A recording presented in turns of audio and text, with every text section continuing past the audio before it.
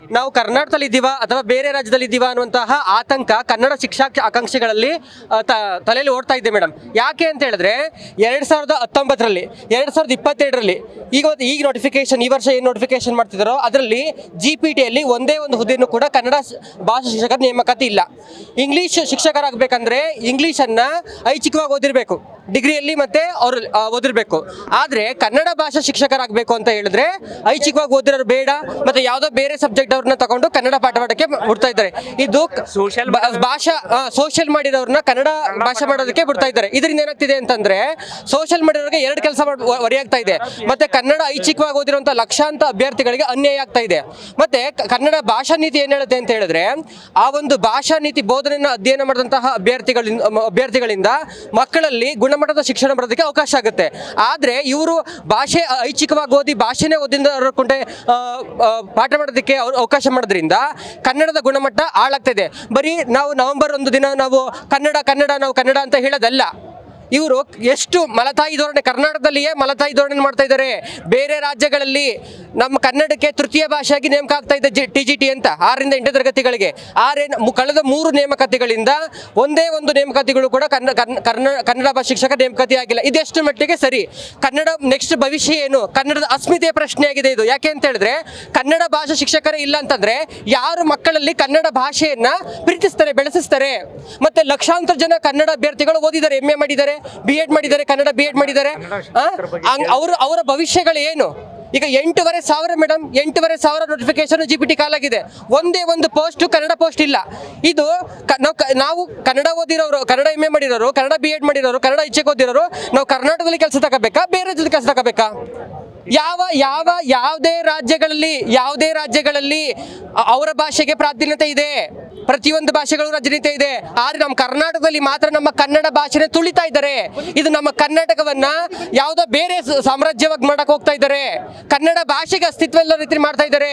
ನಾವು ಕನ್ನಡಿಗರು, ಕನ್ನಡ ಮಕ್ಕಳು, ಕನ್ನಡ ಮಣ್ಣನ್ನು ತಿಂತವರು, ಕನ್ನಡ ಜಲವನ್ನು ಕುಡಿತಿರೋರು. ಇಲ್ಲಿ ಕನ್ನಡ ಮಕ್ಕಳಿಗೆ ಅನ್ಯಾಯ ಆಗ್ತಾ ಇದೆ. ಕನ್ನಡ ಭಾಷೆ ಉಳಿಬೇಕು ಅಂತಂದ್ರೆ ಕನ್ನಡ ಶಿಕ್ಷಕ ನೇಮಕಾತಿ ಆಗ್ಲೇಬೇಕು. ಹೇಳಿ ಸರ್. 10 ವರ್ಷ ಆಗಿದೆ ಮೇಡಮ್ ಕನ್ನಡ ಶಿಕ್ಷಕ ನೇಮಕಾತಿಯಾಗಿ. 10 ವರ್ಷ ಬೇರೆ ಸಬ್ಜೆಕ್ಟ್ ಹೇಗೆ ಕಾಲ್ ಮಾಡ್ತಾರೋ ವಿಶೇಷ ಶಿಕ್ಷಕರನ್ನ, ಅದೇ ತರ ನಮ್ಮ ಕನ್ನಡ ಶಿಕ್ಷಕ ನೇಮಕಾತಿನೂ ಆಗಬೇಕು.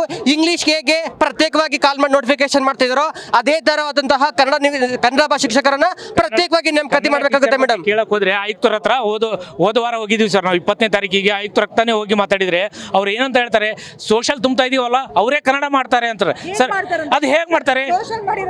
ಕನ್ನಡ ಹೇಗ್ ಮಾಡ್ತಾರೆ? ಕನ್ನಡದ ಪದಗಳ ಅರ್ಥ ಆದ್ರೂ ಗೊತ್ತಿರುತ್ತಾ ಅವರಿಗೆ?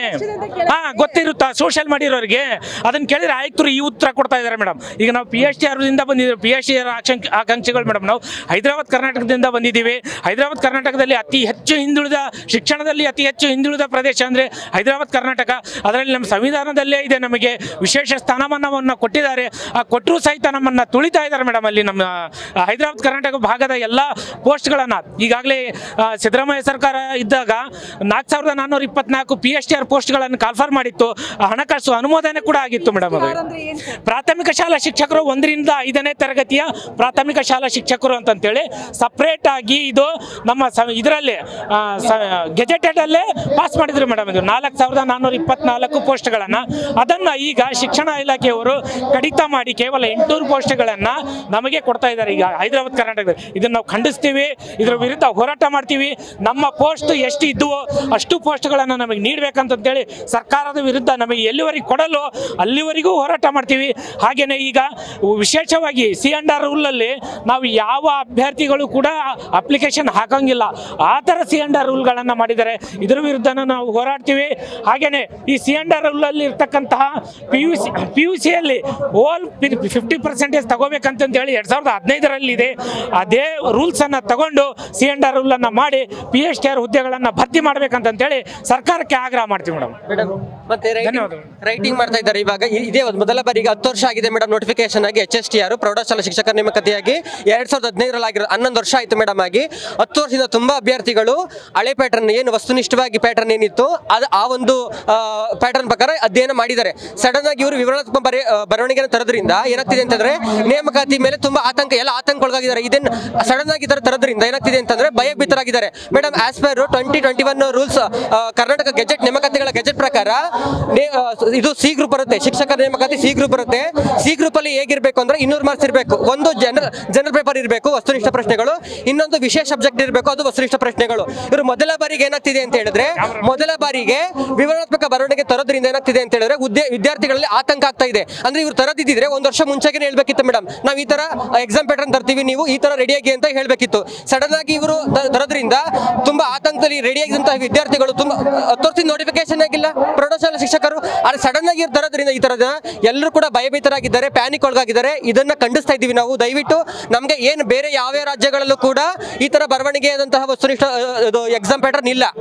ಎಲ್ಲ ರಾಜ್ಯ ಮತ್ತೆ ನಾವು ಸೆಂಟ್ರಲ್ ಸ್ಕೂಲ್ಗೆ ಹೋಗಿ ಸೆಂಟ್ರಲ್ ಎಕ್ಸಾಮ್ ನವೋದಯ ಶಾಲೆಗಳು ಬೇರೆ ಬೇರೆ ಎಲ್ಲೂ ಕೂಡ ಈ ತರ ವಿವರಣಾತ್ಮಕ ಬರವಣಿಗೆ ಇಲ್ಲ. ಮೊಟ್ಟ ಮೊದಲ ಬಾರಿಗೆ ನಮ್ಮ ಕರ್ನಾಟಕದಲ್ಲಿ ತರಕ್ಕೆ ಹೋಗ್ತಾ ಇದ್ದಾರೆ. ಸಮಸ್ಯೆಗಳು ಬೇಕಾದಷ್ಟು ಇದೆ ಮೇಡಮ್ ಕರ್ನಾಟಕದಲ್ಲಿ ಬಗೆಹರಿಸವು.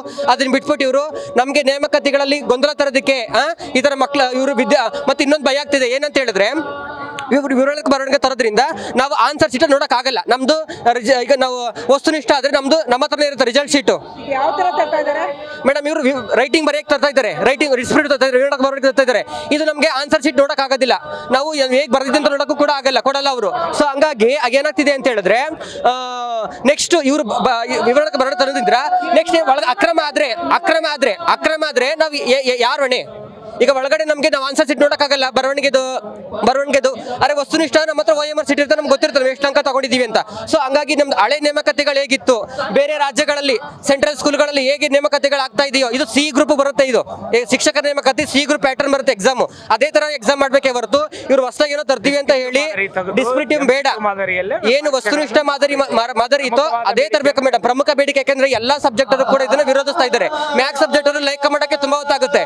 ಎಷ್ಟು ಕಷ್ಟ ಆಗ್ತಿದೆ ಗೊತ್ತಾ ಮೇಡಮ್? ಮತ್ತೆ ಕರ್ನಾಟಕದಲ್ಲಿ ಸಾರ್ವಭೌಮ ಕನ್ನಡ ಭಾಷೆ ಆಗಿರ್ಬೇಕು. ಯಾಕೆಂದ್ರೆ ನಮ್ದು ಆಡಳಿತ ಭಾಷೆ ಕನ್ನಡ. ನಾವು ಕರ್ನಾಟಕದಲ್ಲಿ ಇದ್ದೀವಿ, ಅಮೆರಿಕದಲ್ಲಿ ಇಲ್ಲ, ಇಂಗ್ಲೆಂಡ್ ಅಲ್ಲಿ ಇಲ್ಲ. ನೀವು ಬೇರೆ ಭಾಷೆಗಳು ಹೇಗೆ ತರ್ತಿದ್ದೀರೋ ಅದೇ ತರ ಕನ್ನಡ ನೇಮಕಾತಿಯನ್ನು ನೀವು GPT ಯಲ್ಲಿ ಪದವೀಧರ ಶಿಕ್ಷಕರ ಪದವೀಧರ ಪ್ರಾಥಮಿಕ ಶಾಲಾ ಶಿಕ್ಷಕ ನೇಮಕಾತಿ ಏನಿದೆಯೋ ಅದರಲ್ಲಿ ಕನ್ನಡ ಶಿಕ್ಷಕರನ್ನ ಪ್ರತ್ಯೇಕವಾಗಿ ನೀವು ನೇಮಕಾತಿ ಮಾಡಲೇಬೇಕು. ಇವ್ರು ಹೇಳ್ತಾ ಇದ್ದಾರೆ ಕನ್ನಡ ಪೋಸ್ಟಿಂಗ್ಸ್ ಇಲ್ಲ ಅಂತ, ಆದ್ರೆ ನೇಮಕಾತಿ ಇಲ್ಲ ಅಂತ ಹೇಳಿದ್ರೆ ಸೋಷಿಯಲ್ ಟೀಚರ್ ಹೆಂಗ್ ಪಾಠ ಮಾಡಕ್ ಬರ್ತಾ ಇದ್ದಾರೆ ಇವರು? ಅಲ್ವಾ? ಕನ್ನಡ ಐಚ್ಛಿಕವಾಗಿ ಹೋದವ್ರಿಗೆ ಕನ್ನಡ ಭಾಷೆಗೆ ಅವಕಾಶ ಮಾಡಿಕೊಡಿ ಅಂತ ನಾವು ಕೇಳ್ತಾ ಇದ್ದೀವಿ ಮೇಡಮ್. ಇದು ಮಾಡ್ಲಿಲ್ಲ ಅಂದ್ರೆ ಕರ್ನಾಟಕದಾದ್ಯಂತ ಕನ್ನಡಿಗರ ಹೋರಾಟವನ್ನ ಮಾಡ್ತಾರೆ. ಎಚ್ಚರಿಕೆ ಗಂಟೆ ಮೇಡಮ್ ಇದು ಸರ್ಕಾರಕ್ಕೆ.